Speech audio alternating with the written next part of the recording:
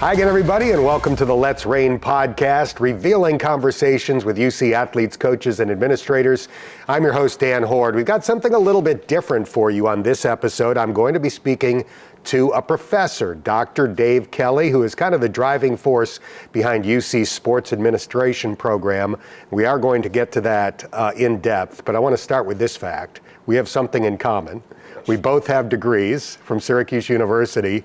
I covered Jim Boeheim as a young student journalist, and you worked for the legendary Hall of Fame head coach. Yes, so I was a graduate manager in grad school working for him, as well as some of the assistant coaches, and Bernie Fine and Wayne Morgan and Tim Welch. And so one of my responsibilities as a grad assistant manager was obviously keeping statistics during games, but then during class time, I was that guy that was going around the classrooms making sure that the student athletes were in class and doing head checks. And important job. So I can honestly say during my time at Syracuse that on my watch, no one was ineligible or anything like that. So who were some of the star players during that era? So some of the star players, Billy Owens was a All-American at that time. Dave Johnson. We had Mike Hopkins on that team. We also had a transfer from Kentucky named LaRon Ellis that was also on the team. And then also Adrian Autry, who is now the current head coach. All right, let's get to what you're doing now, the sports administration program here at UC. Tell us what it is. Sure. So it is an academic program here on this campus where we basically teach the students the basic finer points of the sport industry in terms of the business as well as educational side of athletics. So those students who want to matriculate and then eventually land in some sort of job, say within a professional sports organization or even a collegiate institution, or even as a assistant director or director of athletics at a high school, we prepare them for that challenge and reality. How long has the program existed? We are now in our 15th year of existence. It was started by a gentleman by the name of Bob Brinkmeyer. Bob was the founding father of the program. He's retired now, but pretty much I started when Bob started the program back in 2009. And interestingly enough, back then we had 48 transfer students from different units on the campus to come to the sport administration program, including some field hockey players, to now we're just right around 500 majors. So we're roughly the 10th largest baccalaureate program on the campus. I was looking at the website. You have been cranking out high school athletic directors. It's pretty crazy, really. Yeah, so I appreciate that. That was one of my actual dissertation topics when I was at Ohio University, was to basically, how can we best prepare students for the reality of being a high school athletic administrator, and then secondly, how can we best meet that reality for those that are aspiring or those that are already actually in the profession. How can we best cater to them? And so in 2017 we started our online master's degree program, specifically designed for those that want to work in high school and or college athletics. And so I refer to graduates of the program that then become gainfully employed as the hashtag Cradle of Athletic Directors. Nice. So that's been a nice feather in our cap here at UC. So when I picture the responsibilities of an athletic director at any level, it encompasses a lot. Finances, facilities, hiring, firing, all of these things. How do you cover all of that with your students? So we sort of break it up among all of our faculty. So I work with some really, really excellent faculty. I primarily teach more of the finance-based courses, so I teach the economics of sport. I teach sport finance and development, sort of the fundraising components of athletics. I also teach an applied finance and managerial strategies course where I literally partner our graduate students with high schools that are looking for grant opportunities to help finance whatever needs that they have. And so one recent example, actually during COVID, that happened in 2021 was Josh McDaniel, one of our graduate students, partnered with Milford High School's athletic director, and basically, long story short, applied for the NFL grassroots grant through the Bengals and ultimately was awarded $250,000 to replace their natural turf with field turf. And so what another, feather in our cap to, literally that's been my sort of mantra as a professor, is that I'm not a paper pusher. I'm not looking to, look at the long-term impact of what a paper would do, unless someone's going into academia. But for the most part, I want the students to come out with a really valued skill set, and certainly grant writing is one of those skill sets that they come and hit the ground running with when they graduate from here.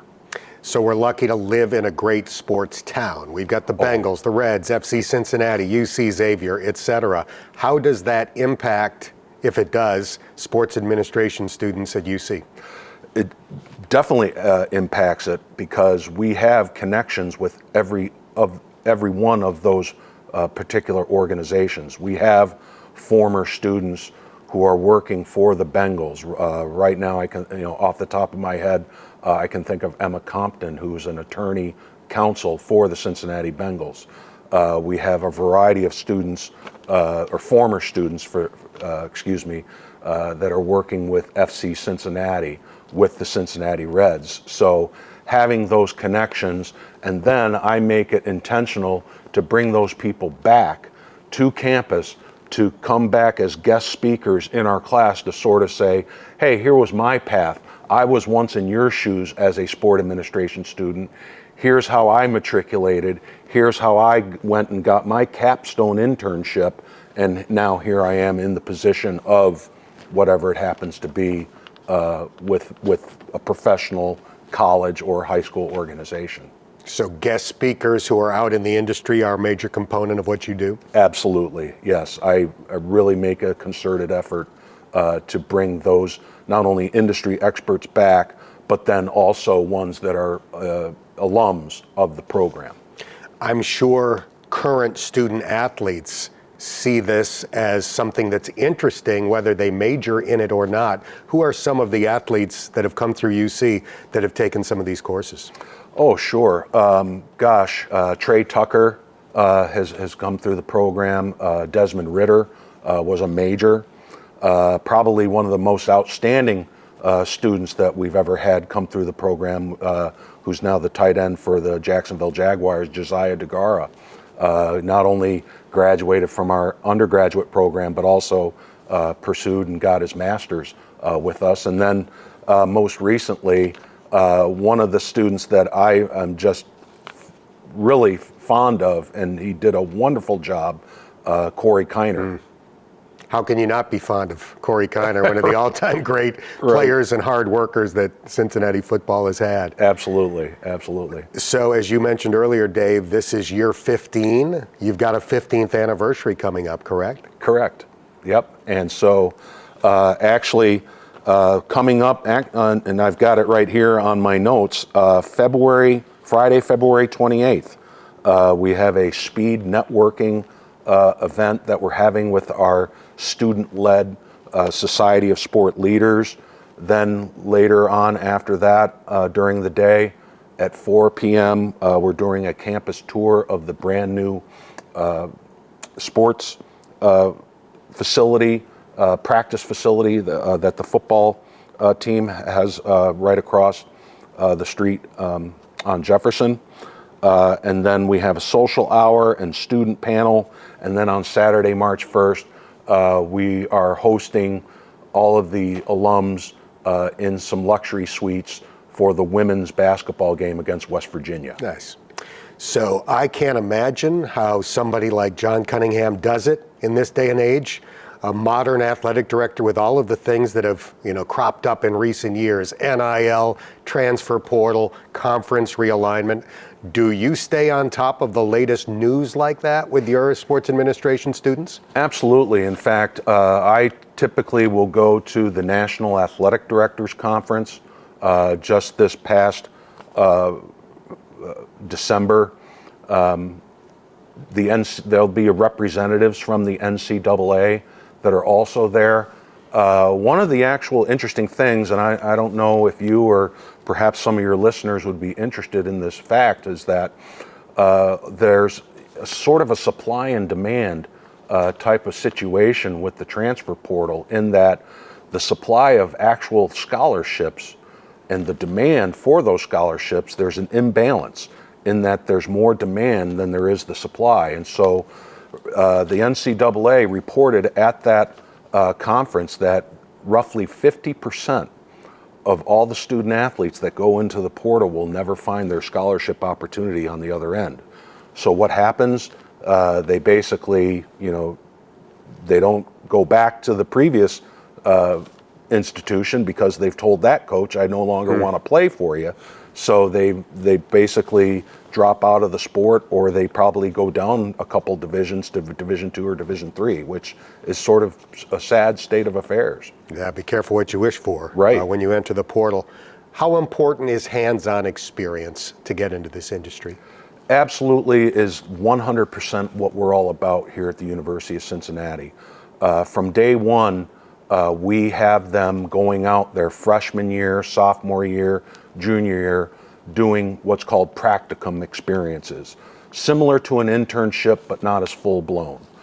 We want them volunteering. One of the special events that I help coordinate along with the Cincinnati Public Schools is the CPS All-Star Basketball Showcase, where students can literally get experience with ticket sales, game management, hospitality, all sponsorships, all of the things that are needed to run an event like what we've done, and it's hosted at Fifth Third Arena, and all of the proceeds that gets raised for that particular event goes to Project Connect.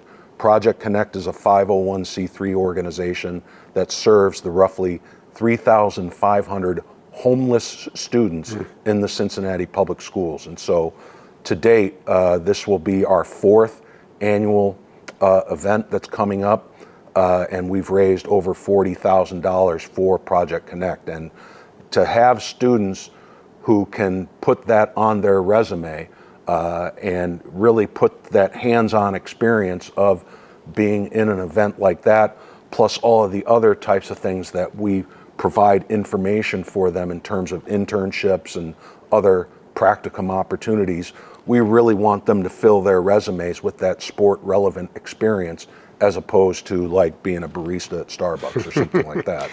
For somebody that's interested in getting into this business, is this a good time to do it? Is there demand for people in sports administration, for somebody that's thinking about this as potentially something to study and something to do for a living? Absolutely. So I'm constantly, my email inbox is totally jacked up with opportunities ranging from, gosh, I got something recently from the Florence Yalls, the Dayton Dragons, to the Cincinnati Cyclones, to the Cincinnati Reds, to, there's all these different opportunities, both jobs as well as internships that I'm constantly being made aware of, and that I then disseminate that information to our students. So any student that's interested in coming into our program, we happen to have, a very robust amount of opportunities for them when they get here as they matriculate. In your 15 years, how much has the interest in sports administration among high school or college students grown? It's just been amazing. I mean, to think that in 2009 we had 48 students to now we have over 500 majors. That should tell you something. And so we're trying to keep up with that demand. We just recently had some hirings that we've successfully done in terms of we've hired a new faculty member, Rachel Rextrote.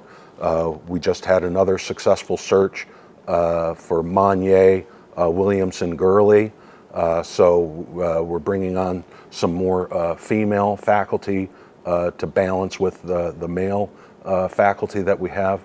And so I think as we continue to grow, so does our faculty, and we sort of meet those demands. For anybody interested, where can they learn more? Just going to our website and basically finding out anything more about our program. Certainly they can contact me.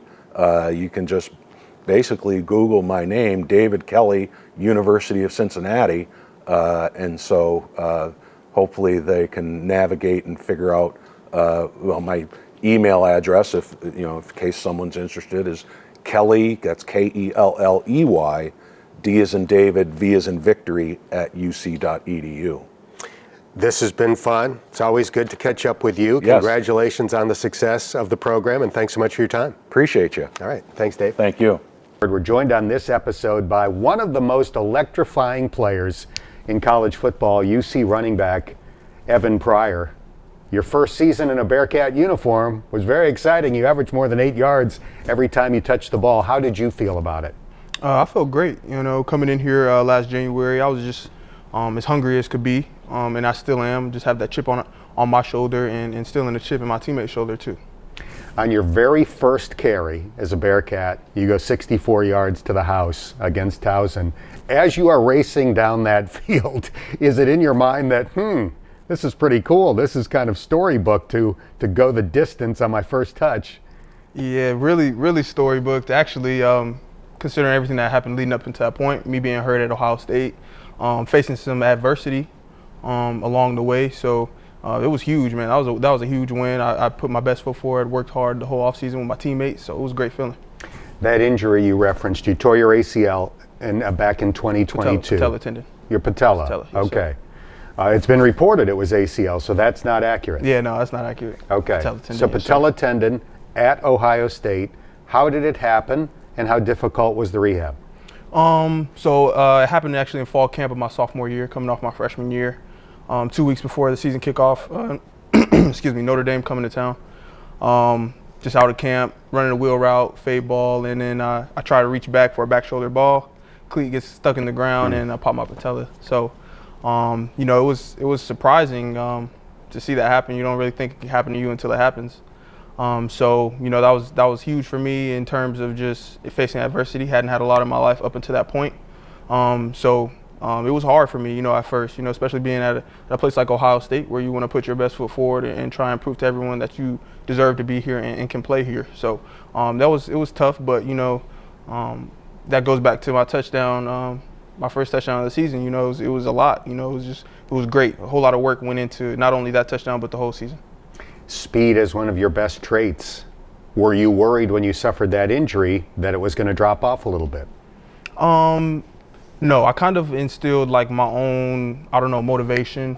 As soon as I got from surgery, it was just kind of like, all right, who am I going to be now on the field? Am I a different player? Am I the same player? Am I going to come back better or stronger?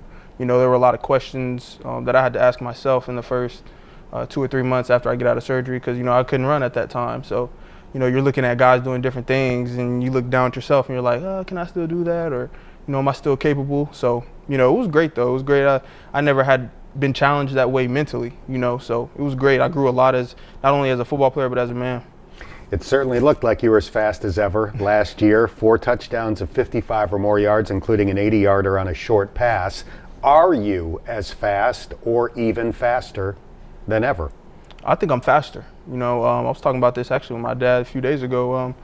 Just everything I do now, I'm so much more deliberate in the things that I do, training, recovery, eating, whatever it is, because I know what the result can be and what I can do for this team. So, I'm focused. I'm more locked in than ever right now.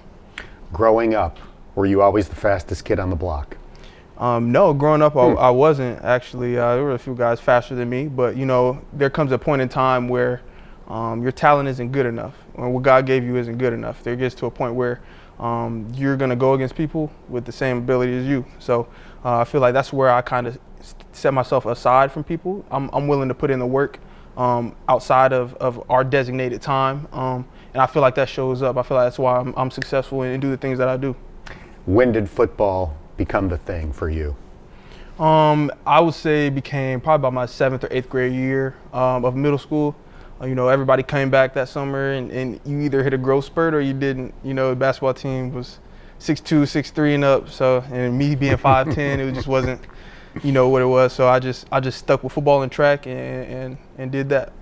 Were you a running quarterback? Did I read that correctly before you became a running back? Yeah, I was. Pop Warner, my dad was coach, so I was quarterback, stuff like that. So it was good, though. I'm glad I got to play that position. You started your college career at Ohio State and spent 3 years there. I imagine a lot of your former teammates and friends are in the NFL right now. What kind of relationships do you have with some of those guys? Yeah, man. I got a lot of friends, out here doing things. That's another thing that helps me keep motivated too, because I talk to those guys on a regular basis. Really cool. I'm about to see a whole lot of my friends, guys I came in with, playing a national championship. It's hard to think, I'm supposed to be there, but it is what it is. I'm happy for those dudes, man. I hope they can go get it done. Is it a motivating factor for you to have former teammates that are playing in the league right now? Yeah, of course. It kind of gives you me growing up, I looked at the NFL as bigger than ever. That's my dream. So a lot of the time you're like, gosh, that dude is that and that, and you try and gauge yourself on where you can fit in that area, So being around guys and doing the same things as guys who win and have done that already, kind of instills more confidence into me that, I can go do this if my mindset is right and I put in the work. You entered the portal prior to last year. Why Cincinnati? They really just made me feel home. I'm trusting in what Coach Satterfield is doing here, especially Nico Palazetti. I was with Nico at Ohio State. He was there when I first enrolled as a young freshman, so our relationship is pretty deep, and he pulls the best out of me on a day-to-day basis. And I know if my strength coaches can pull the best out of me, excuse me, throughout the year, in the off season, then when the season comes, I should be the best version of myself. Nico's an interesting guy. I mean, I hear him and I'm ready to run through a wall. I can only imagine what it's like for you guys to train under him. Yeah, it's good. Nico's going to push you every day. He doesn't care who you are, what you did last year. You got to get better. That's one thing he was talking about earlier this week, clearing the board. Whatever happened last year, but it's our time to go ahead and correct them. So you and Corey Kiner made a great 1-2 punch last season. He topped 1,000 yards for the second year in a row. What did you grow to like and respect about Corey and your year's teammates? Corey is just a pro, man. Like, since I got here, he's spending extra time around. He's doing extra things outside the building. He's in film. Even if we're out eating lunch, we go out, eat lunch, just chill with the room. He's still talking football, how we can get better, what are we doing? So, picking up on things like that, becoming obsessed with the game, that's how you really become great at it. He had more than 200 carries last year. They're going to be a lot more available this year. Is that a big part of your motivation going forward into next season? Yeah, huge. I believe that I can do it. I believe that I can do it at the highest level as well. So, I'm just here. I'm here working every day, and come fall, y'all will see what's been brewing over. Tawee Walker, who is Wisconsin's leading rusher last year, has transferred to Cincinnati. So again, you're going to have a great 1-2 punch. He ran for more than 800 yards. He had 10 touchdowns last year. Do you look at the combination of yourself and him as maybe the top 1-2 punch in the Big 12? For sure. We need each other. I know his goal is to get to the next level. My goal is to get to the next level, and that can't happen if we're banged up, and we can't reach our team goals either if we're banged up, because we're two people that I feel our team is going to need to be successful, besides, obviously the other guys that we need on the offensive side of the ball. you know, we're going to need each other. We're going to have to feed off each other. You know, kind of how you seen Corey. I feel like we did a good job of that at Arizona State. You know, Corey got going, I got going, good little back and forth, you know, and then when things like that happen, we win. So I'm excited for him to be here, you know, guys coming here and wanting to help achieve our main goal, and that's winning the Big 12 championship and going to the playoff. I'm glad you mentioned Arizona State. You beat the Sun Devils last year. They were picked to finish last in the league. They went on to win the championship, went to the Peach Bowl, could have very easily beat Texas and went to double overtime before they lost that game. Is that a message to everybody in this program that why not us? Yeah, exactly. That's exactly what that says. And I think we're all thinking it when we're watching it as well. You know, it's not about if we're good enough. We know we're good enough. You know, it's just about week-to-week basis. How good are we being in practice? You know, are we locked in? Are we doing the right things, you know, outside the building, you know, to help us achieve our goals? So, you know, it was good seeing, you know, them go do that, I guess. But, you know, I feel like it put a chip on our shoulder as a team. You are one of several key players who elected to come back for this upcoming season. Brendan Sorsby, Dante Corleone, Joe Royer, Gavin Gerhardt. There are several others. Some of those guys had NFL opportunities. You all could have elected to transfer if you wanted to. You're all coming back. What does that say about your belief in the school and the coaching staff and the culture? Well, I just feel like since last offseason, we set a solid foundation here on the things that we do, not only in football but in the offseason as well. You know, training. So we look around at each other, even at last season, with disappointing looks in our faces. And guys had choices to make, whether it was go to the next level or leave. And I feel like it spoke volumes to our team about the guys who came back and are willing to help this team reach their goals. What are you guys doing right now, mid-January? Today we're introducing our workout schedule, but it got pretty real today. It was some guys over some trash cans and stuff like that. So hey, we're ready to get to it, you know. Even when we finished last year's last game, we're getting to it next week. So we're ready. How does that build team chemistry and camaraderie? It builds you know, a lot, you know, because you gotta kind of separate the competitiveness from, you know, guys arguing or chirping at each other. You know, you got to keep it all teammate friendly, you know, but at the same time, you know, guys are out there trying to get better. So it'll be an interesting offseason, I think. As I drove into campus today, I could look up and see that spectacular indoor practice facility that is rapidly taking shape. It is scheduled to open, I believe, in late May. Mm-hmm. So you're going to experience this during the course of your Bearcat career. What impact do you think that's going to have on UC football? I think it'll have a huge impact, you know. I think having your own facility, especially like what we're getting built, is just a huge plus, you know, being able to do whatever you need to do to become successful, whether that's training indoors, snow blizzard outside, staying around the building a little longer, getting your body right, eating, you know, just having our own little area, you know, to be ourselves. It'll go huge. It'll be a big factor in why we get guys here and why guys stay here, I believe. You're from the Charlotte area. What was the Nippert Stadium experience like for you? It was good. You know, I like the home feel of it. It's in the middle of campus. All the students are always there. And it's just a good feel. It gets loud. I didn't know it got that loud in there. So it's great, though. I love playing in that stadium, man. Who are some of your favorite running backs to watch? Lately, let's see. That's a great question. Lately, I'm going to have to say Alvin Kamara. I know they're not in the playoff run. I do like to watch Josh Jacobs as well. Those two really stick out to me, just the way and how they play the game. It's just kind of like they're in their own world, you know. And Alvin Kamara even more because he can do kind of the, you know, out of the backfield stuff, you know, mm-hmm. I see myself. So I try and compare a game. I try and pick things out of his game, you know, to help excel mine. Yeah, that's interesting to me because that is a good comparison for some of what you bring to the table, the ability to not only carry the ball, I like but Jahmyr also Gibbs too. I'm sorry, I forgot him. Oh, well, that's a good one too. Yeah. And similarly, a guy who can turn a short pass into a long touchdown. Yes, sir. Is there anybody all time that you would add to that list as well? Oh yeah, all time. I personally think the greatest running back of all time is Adrian Peterson. That's just me though. I can argue with people all day about it. I have before.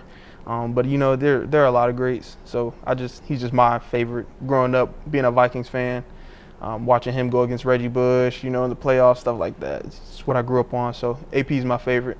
So you grew up a Vikings fan, not a Panthers fan, even though you're from the Charlotte area. Yeah, even though I'm from the Charlotte area, I grew up watching positions first before I got into teams. So I wanted to be a running back, quarterback. So I was locked into quarterbacks and running backs. So I knew the names of guys before I knew the names of teams. So that's really why I fell in love with the Vikings. You know, being an Adrian Peterson fan, then Percy Harvin, or you know, falling in love with the team, and then over the years, guys keep on.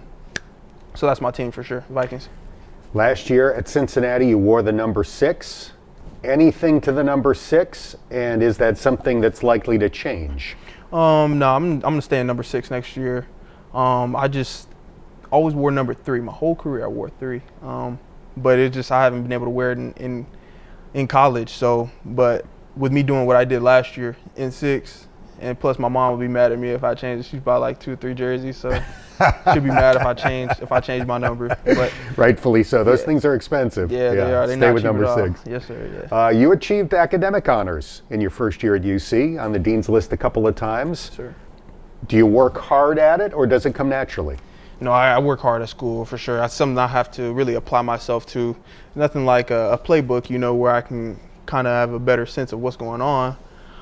So I've been really just locking in, being better at school. That's something I wanted to do better at coming over here last year, being more focused and trying to hone in on things that I do well off of the field, you know, something that I'll be interested in doing later in life when I hang the cleats up. Was that emphasized by your folks growing up? Of course, yeah. My mom graduated from Clark Atlanta University, so she's always been on the school side of, you know, do your work, you know, because at any point it can be over with, you know. You never know what can happen on the field, so try and set yourself up for success regardless. What are some of your goals for the upcoming year? Some of my goals, I believe I could be a 1,200 yard plus guy, all purpose, you know, whether that's however many in the air and rushing, you know, I feel like I do both of those at a very high level. So that's a goal of mine, you know, at least 10 touchdowns I feel like I can do, split between the air and the ground. So I got some pretty big goals, you know, coming up this year, and hopefully I can achieve them all. Anything that you like about living and going to school in Cincinnati so far? Yeah, the fits I get to put on. It's cold, so I'm a real sweatshirt, sweatpants, throw some Jordans on kind of guy. So I like how I get to dress here. And a foot of snow out the window right now doesn't bother you all that much? Nah, the car will be fine, so I'm good. I can drive. Well, as I said at the beginning, I think it's fair to call you one of the most electrifying players in college football. It was a treat to watch your first year. Can't wait for the upcoming season. Thanks for sticking around. We appreciate your time. Yes, you, Dan. Thank you. Thanks so much for checking out this edition of the Let's Reign podcast. And don't forget to like, rate, and subscribe.